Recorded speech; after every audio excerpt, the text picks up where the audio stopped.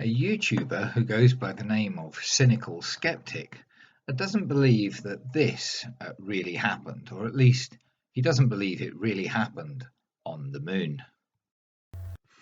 As evidence that the moon landings never happened, Cynical Skeptic claims Buzz Aldrin could not have taken this photograph of his own foot with the Hasselblad camera clamped to his chest. Well, surprisingly, Cynical Skeptic is actually correct. And Buzz Aldrin probably couldn't have taken this photograph with the camera clamped to his chest. At least it wouldn't have been at all easy, if possible at all. And so he took it with a camera in his hand, as shown in this still from a video and clearly demonstrated in the 2 videos I produced recently. Now, what do you think Cynical Skeptic is going to do? Is he going to accept that he was wrong and apologize maybe and move on to maybe some other claim about the Apollo missions?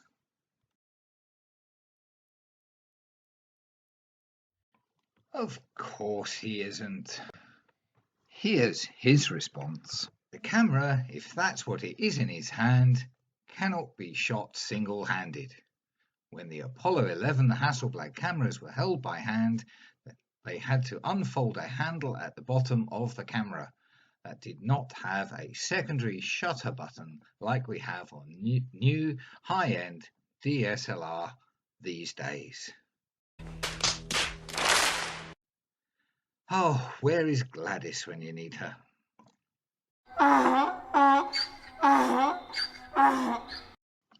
Hey, does Blue know you're here?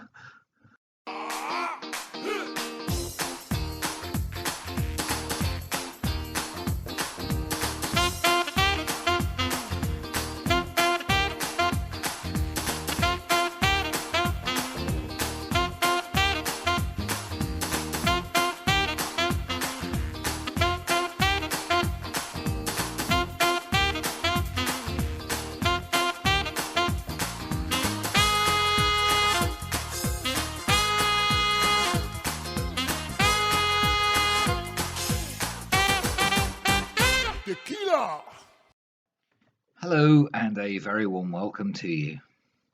So today's video is responding to a comment left by Cynical Skeptic on my video that showed that Buzz Aldrin was clearly holding the Hasselblad camera in his hand when he took the photograph of his boot. Now you might imagine that when Cynical Skeptic saw my video that he would accept that there's very clear evidence there that Buzz was indeed holding the camera, and there's obviously then no reason why he wouldn't have been able to take this photograph of his foot or his boot.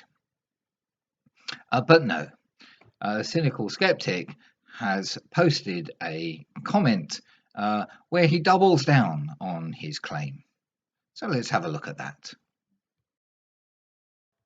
So here's Cynical Skeptic's comment.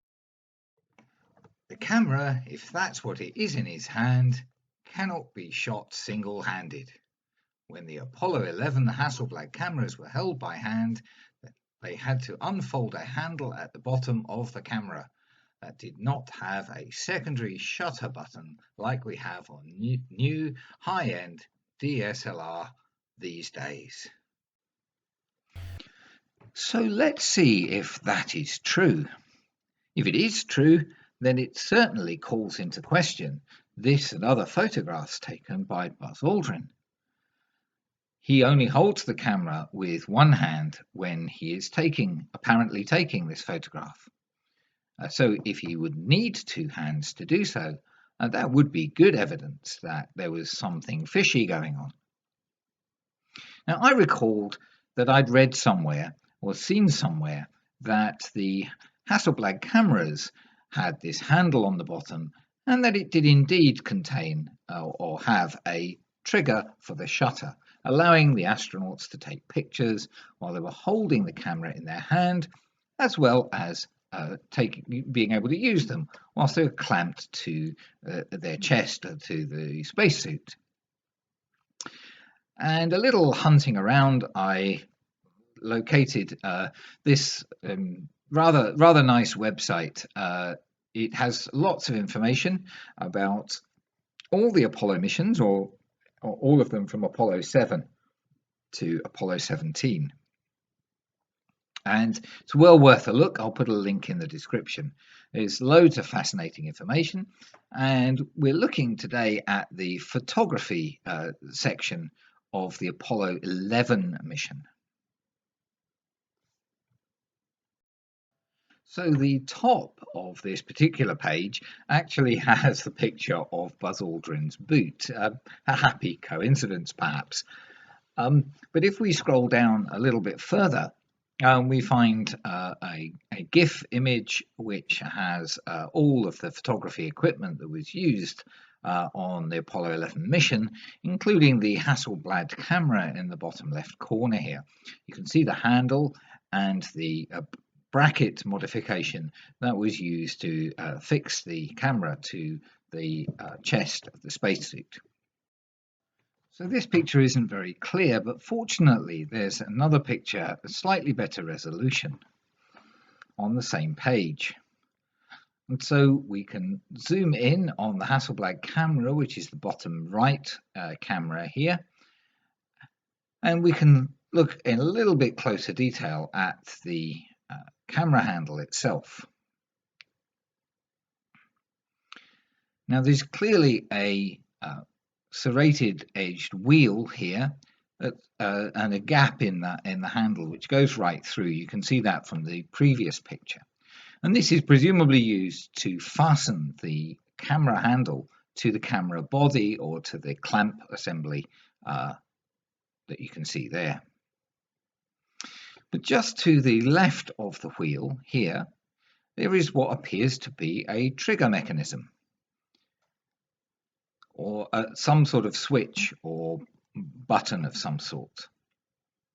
And there's also something creating a shadow there. I don't think that's particularly important. I'm not quite sure whether there's something there or not.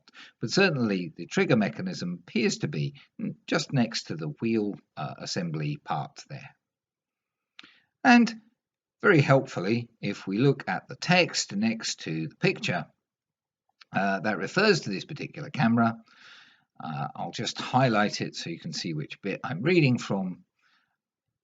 It states that the operating sequence was initiated by squeezing a trigger mounted on the camera handle. So there we are, clear evidence that there was indeed a trigger on the camera handle. So here we have a photograph from the Apollo 12 mission. So it's not from the Apollo 11 mission, but it's the best one I could find of an astronaut with the camera mounted on their chest, where we could actually see the handle on the camera and what looks like the trigger mechanism here. Now if we zoom in on this camera, you can see quite a lot of detail. You can see how much of the lunar dust is already on the outside of the lens area there. And here is the handle, and the trigger mechanism appears to be here. Now, it's not possible to be absolutely certain, of course, that this is a trigger mechanism to operate the shutters, but the photographs clearly show that there is something here that could be a trigger mechanism, and the text in the previous document that I showed you states very clearly that there was a trigger mechanism on the cameras. So I think that's fairly conclusive evidence that indeed there was a trigger mechanism, and so Buzz Aldrin was perfectly capable of taking the photograph of his foot and the footprints and so on using a handheld camera and operating it only with one hand. So I think that deals fairly well with the first of the claims that Cynical Skeptic makes in his comment on my video. Let's have a look at one of the other claims he makes. So here is the third claim that Cynical Skeptic makes. I'll just read the top portion. It says, if it is all true, meaning the Apollo moon landings, why has NASA made it illegal and is keeping all manned, unmanned, and experiments left behind off limits? These are all the places / item off limits to all other space agencies. So what Cynical Skeptic is claiming here, and he lists all the things that are supposedly off limits, is that NASA has made it illegal for anybody else to go to the Apollo landing sites and to do anything with the equipment and so on that's there. He even claims that footprints and rover tracks, it's illegal for anybody to do anything with those. So let's see if this claim is true. So Cynical Skeptic did not leave a link to any documents, relevant documents, so I had to do a little search for some. I found this one released on July 20th, 2011, and entitled NASA's Recommendations to Spacefaring Entities: How to Protect and Preserve the Historic and Scientific Value of US Government Lunar Artifacts. Now, this is quite a large document with a lot of information in it, many photographs of the lunar landing sites, diagrams, equipment lists, and lists of photographs about the equipment, and so on and so forth. And so I haven't read this or studied this document in detail, but I have scanned through it quickly, and the gist of it is that NASA is identifying all its hardware on the lunar surface, all the landing sites, and makes some proposals for how other entities who land on the moon, perhaps close to those sites, should perhaps try to preserve them rather than do things that are going to damage those sites. Just reading the preface, first paragraph, gives you a fair idea of what's going on here. So NASA recognizes the steadily increasing technical capabilities of spacefaring commercial entities and nations throughout the world, and further recognizes that many are on the verge of landing spacecraft on the surface of the moon. Representatives of commercial entities have contacted NASA seeking guidance for approaching US government space assets on the lunar surface.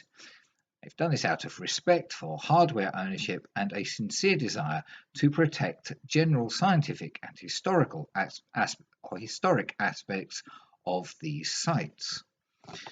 Because there is no precedent for this situation throughout nearly 50 years of spaceflight, there are no USG guidelines or requirements for spacecraft visiting the areas of existing USG-owned lunar hardware, regardless of condition or location.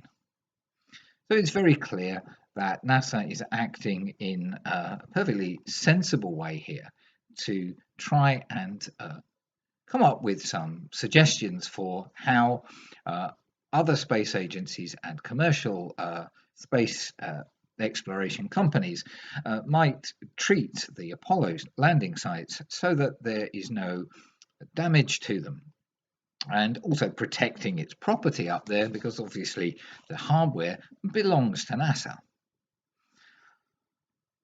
So there's nothing nefarious going on here, and certainly this is not legally challenging what NASA or what other space agencies are able to do on the lunar surface at the Apollo landing sites. So the first document was from 2011.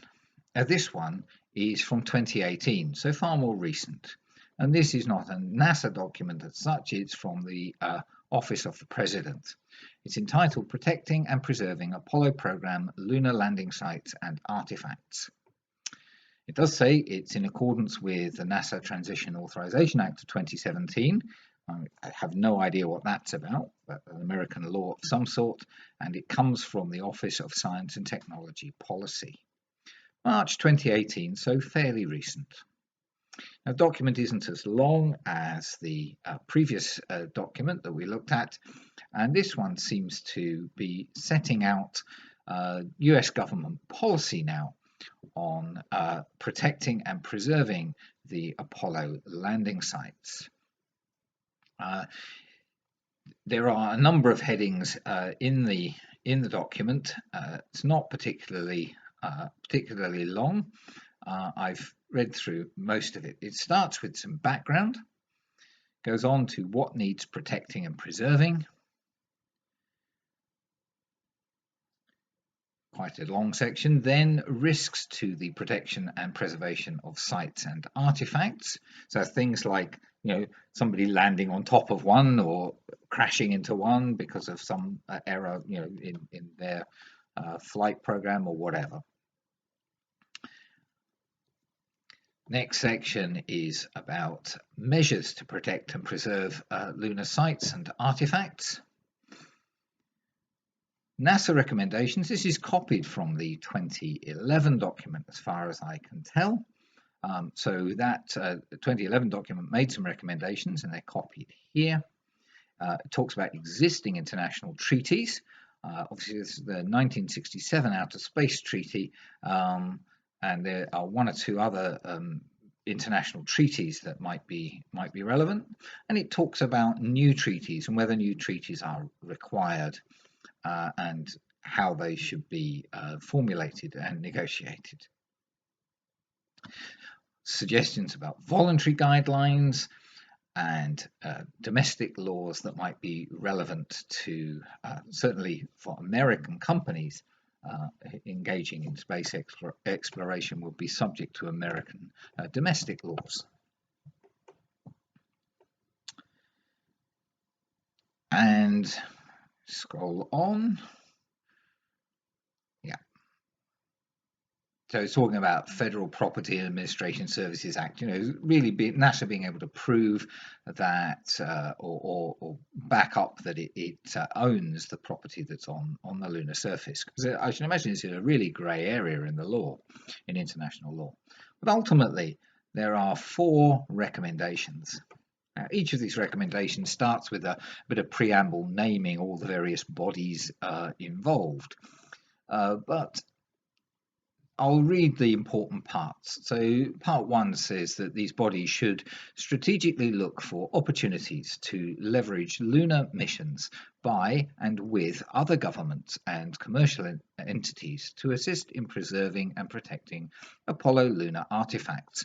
This effort should also include investigating opportunities to partner on missions with various entities to observe the effect of the lunar environment on different materials used in Apollo lunar artifacts and the artifacts of other states.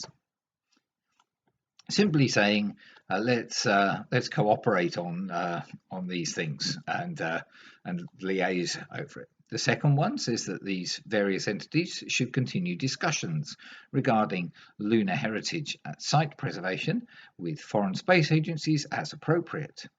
This effort should include discussion of rights and responsibilities in the 1967 Outer Space Treaty, as well as opportunities and challenges shared by spacefaring and emerging space countries. Fora for these discussions should be the annual International Astronautical Congress, etc., different places where these discussions could go on. The third one says that the various entities should investigate the feasibility of working with the international community to develop non-binding best practices for preserving and protecting lunar artifacts on a reciprocal, transparent, and mutually beneficial basis. So again, nothing nefarious going on here, simply trying to get voluntary agreements, or suggesting that the USA NASA starts to have talks about setting up some best practices and non-binding voluntary agreements not to disturb the sites, to preserve them for history and scientific research. And then the final one says they should discuss pros and cons of beginning international dialogue on the best ways to mitigate risks presented by future human and robotic exploration to the lunar artifacts of the United States and other countries. So simply saying, let's have some talks about getting some talks set up to talk about pros and cons and be getting an international dialogue going to mitigate risks of somebody crashing into a site or accidentally damaging it and that sort of thing.